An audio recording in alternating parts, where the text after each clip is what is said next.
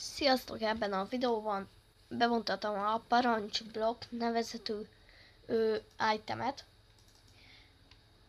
Na, itt felmegyek most egy világra.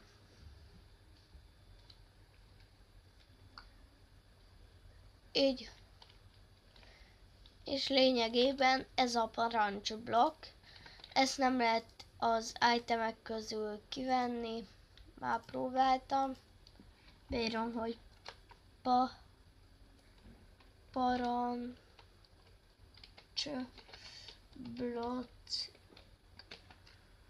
És látjátok, nincs itt. Kicsit állítok a kamerám, mert előző videó azért volt rossz. Nem volt jó. Így kéne lennie. Szóval így, és kicsit lentebb hajtom a képernyőt. Így. Na, akkor úgy tudjuk ezt beadolni, hogy give a nevünket, persze nagy betűvel.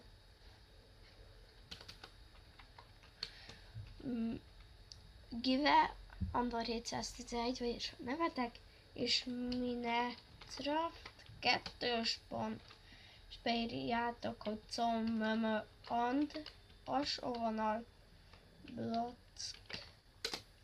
És itt van, látjátok, command block. Egyébként most a használatát is megmutatom. Úgy lehet használni, hogy kell nekünk bármilyenféle kapcsoló, ami nekem most a gomb. Shift jobb egér gombbal. Így, és game móddal először megmutatom, game mód 0, szóköz kukac P, kész, és túlélőbe vagyok, és itt tudogatom, hogy lássátok, tényleg túlélőbe vagyok. És ezt nem fogom visszagatni, hogyha szétverem. Szóval ez mi volt? Már lehet ebben is. Jól van.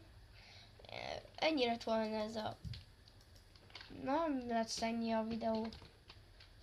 Na, még megmutatom más parancsokon is. Hogyha game mode 1-et bebírnám írni. Így. És akkor... azt beírjuk, mondjuk, hogy PavanPoint kukac P, kész. Megnyomjuk, és akkor spawn pointolt oda, ahol van ez a command block. És remélem segítettem nektek ezzel a videóval. Nandor voltam. Másik csatornám a link, a leírásban a linkje. Sziasztok!